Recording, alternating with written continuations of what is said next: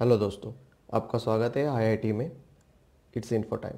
सो दोस्तों, जैसे हमने कश्मीर के बारे में बात कर रहे थे पिछले लेक्चर में, तो उसको ही आगे बढ़ाते हुए आज कश्मीर का जो अति प्राचीन काल से निकल के अभी कश्मीर जो अभी ट्रांजिशन हो रहा है उसके बारे में आप बात करते हैं, जहाँ पे कश्मीर कैसे बना अभी के काल तक। मतलब जो स्वतंत्र था, डोगरा तक हम आ गए। डोगरा कैसे बना वो हमने समझ लिया। अभी डोगरा से लेके जो स्वतंत्र युद्ध और फिर स्वतंत्रता मिलने के बाद कश्मीर का, उस बारे में थोड़ा चर्चा करेंगे हम कि कैसे एग्जैक्टली ट्रांजिशंस आते गए।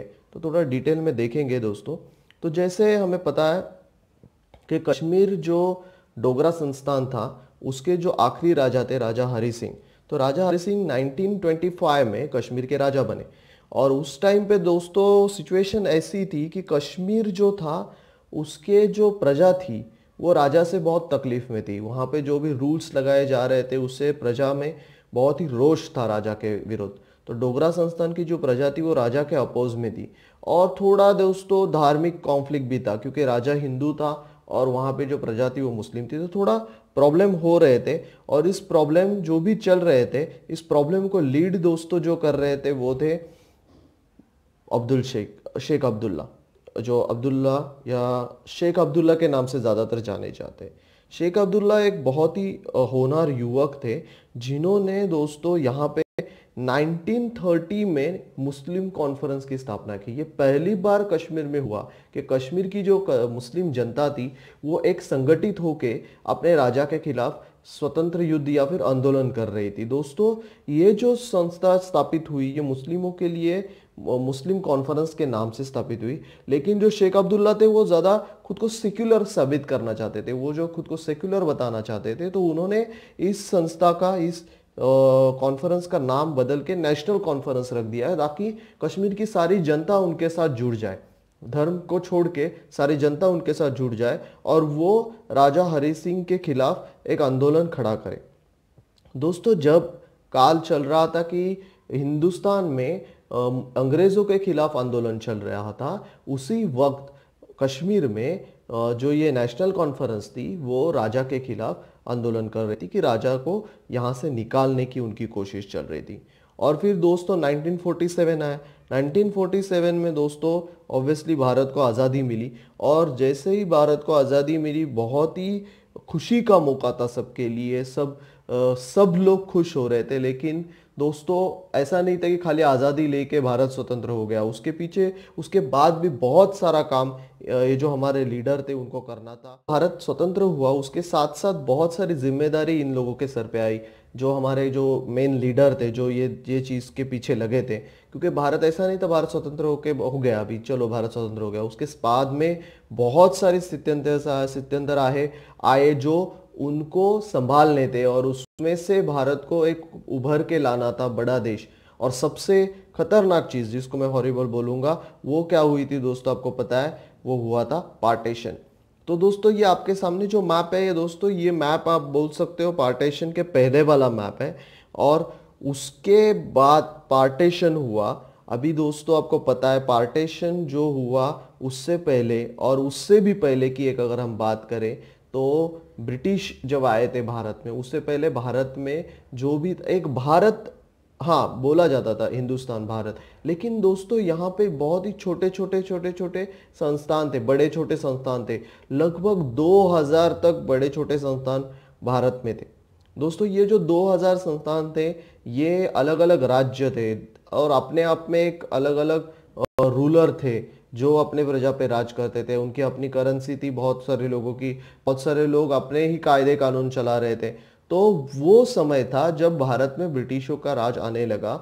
और ब्रिटिशों ने यहाँ पे जो भी संस्थान थे उनको कोई ना कोई रीजन निकाल के उनको फिनिश करने की कोशिश की, उनको खत्म करने की कोशिश की। और वहाँ का जो भूभाग था वो अपने साम्राज्य में जोड़ लिया। तो दोस्तों अगर आप ये मैप देखो तो अभी आपको जो पिंक एरियाज दिख रहे हैं वो ज़्यादातर अभी जो संस्थान है वो है। और जो येलो एरियाज है वो एक्चुअली संस्थान थे पहले, जिसको ब्रिटिशों ने बर्खास्त करके अपने राज्य में शामिल कर लिया और ब्रिटिश राज वहाँ पे आया। तो ये एक्चुअली ब्रिटिश राज जो चला रहा था वो एरिया है। एक्चुअली दोस्तों हुआ क्या, ये जो प्रोसेस चल रही थी ब्रिटिशों की कि सारे संस्थान को नष्ट करके वहाँ पे एक अकेला ब्रिटिश का राज बनाए, तो ये जो कोशिश चल रही थी, इस कोशिश में ये जो संस्थानिक थे ये भड़क गए और पहला स्वतंत्रता का युद्ध हुआ। ये जो 1857 में जो 1857 की लड़ाई हम कहते हैं, ये पहला स्वतंत्र युद्ध हुआ, आज़ादी की पहली लड़ाई हुई। और ये जो आज़ादी की पहली लड़ाई थी दोस्तों, इस आज़ादी की पहली लड़ाई के बाद बहुत सारे चेंजेस आए, बहुत सारे चेंजेस ब्रिटिशों के रूलिंग के प्रोसेस में आए। क्योंकि दोस्तों आपको पता है इससे पहले क्या था कि ये जो ब्रिटिशों के रूल्स हो रहे थे, ये ईस्ट इंडिया कंपनी नामक एक कंपनी जो ब्रिटिश कंपनी थी वो ये सब कला कर रही थी। ये सब राजाओं के साथ संधियां करके या राजाओं को बर्खास्त करके वो ब्रिटिशों के साम्राज्य को जोड़ना वगैरह वो सब चीज़ें चल रहा था। बट जब 1857 में क्या हुआ, जब ये सबसे बड़ा आज़ादी का जंग हुआ, तब आज़ादी की इस लड़ाई में बहुत सारे संस्थानिक खड़े हो गए ब्रिटिशों के अपोज में। तो अभी उनको थोड़ा मुश्किल लगने लगा कि ये थोड़ा अभी प्रॉब्लम क्रिएट हो गया। तो फिर दोस्तों क्या हुआ, जो ब्रिटिश थे इन्होंने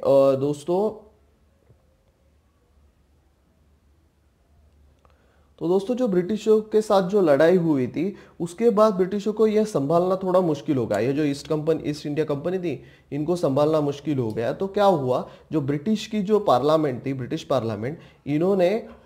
पार्लियामेंट ने इस चीज़ को अभी अपने हाथ में ले लिया। तो आपको पता है ब्रिटिश पार्लियामेंट जो भी करती है क्वीन के नाम पे करती है। ब्रिटिश जो यूनाइटेड किंगडम जो है, ब्रिटिश जो है उनकी एक क्वीन है, और यहाँ उस टाइम पे जो क्वीन एलिजाबेथ थे उनके नाम पे फिर उन्होंने ये सब पूरा ब्रिटिश साम्राज्य अपने हाथ में कंपनी के पास से ले लिया। और फिर उन्होंने एक बहुत ही फेमस एक उन्होंने स्टेटमेंट निकाला, और जिसमें उन्होंने जो बचे हुए संस्थान थे जो भी स्टेट्स थे उनको जो कुछ लगभग 565 संस्थान बचे थे, तो इन लोगों को उन्होंने एश्योर किया कि हम आपके संस्थान को कुछ भी तकलीफ नहीं देंगे, आपके संस्थान को नष्ट नहीं करेंगे या बर्खास्त नहीं करेंगे। और बहुत सारे एक रूल्स एंड पॉलिसीज उन्होंने उस टाइम पे डिक्लेयर किए। उस चीज़ को हम कभी किसी और वीडियो में उसमें बात करेंगे। तो दोस्तों कहने वाली बात यह है कि तब ये पूरा संस्थान फिर से ब्रिटिशों के हाथ में चला गया, ये जो बचा हुआ भूभाग था। और जो संस्थानिक थे वो अपने आप एक अलग संस्थान और अलग राज्य बन के रह गए। लेकिन बाद में ब्रिटिशों ने क्या किया, ब्रिटिशों ने उनके साथ साम दाम दंड भेद इन सब का इस्तेमाल करके उनके साथ संधियां की, उनके साथ राजनीतिक करार किए, और उसमें उन्होंने 3 सबसे बड़ी चीजों को अपने हाथ में ले लिया। और वो 3 चीजें क्या थी, एक तो सैन्य बल को अपने हाथ में लिया, तो संस्थानिक सैन्य बल नहीं रख सकते थे। दूसरी चीज थी परराष्ट्र का धोरण, सो उसमें जो भी पॉलिसीज डिसाइड होंगी वो ब्रिटिश लोग करेंगे। और तीसरे थे यातायात यानी ट्रांसपोर्ट, तो ट्रांसपोर्ट भी ब्रिटिशों के पास चला गया। तो जिसकी वजह से जो संस्थानिक का जो मेन जो कोर जो पार्ट रहता है, जिसकी वजह से वो प्रजा पे नियंत्रण करता है, वो सब तो ब्रिटिश कर रहे थे। तो इस सब चीज़ों को बहुत सारे सभी संस्थानिकों ने मान लिया था, लगभग जो 565 बचे थे उन्होंने मान लिया था। और जिसकी वजह से उनके साथ जो करार हुए थे, जो भी उनके साथ जो भी समझौते हुए थे, वो सब समझौते उन्होंने मान लिए थे। और उसकी वजह से ये सब संस्थान जो बचे थे उनके ऊपर ब्रिटिशों का राज आ गया। अभी इन संस्थानों को बोला जाने लगा प्रिंसली स्टेट्स, उनको बोला जाने लगा प्रिंसली स्टेट्स। तो दोस्तों अभी ये जो प्रोसेस हो रहा था, अभी हम बात कर रहे हैं 1947 में जब स्वतंत्र युद्ध हुआ और हमें स्वतंत्रता मिली। तो दोस्तों समझने वाली बात यह है कि आपको पता है पार्टीशन हुआ, पार्टीशन में भारत पाकिस्तान 2 अलग हो गए।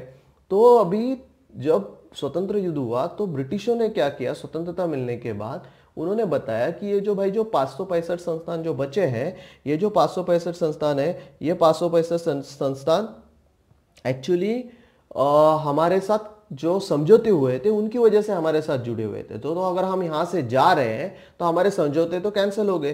तो इसके बाद जो हमारे समझौते होने से पहले उनकी जो स्थिति थी ये 565 संस्थानों की, ये वैसी की वैसी बने रहेगी। तो ये फिर उन पे है कि वो क्या करें। तो दोस्तों बात ये बनी कि तीन एंटिटीज बनी थी।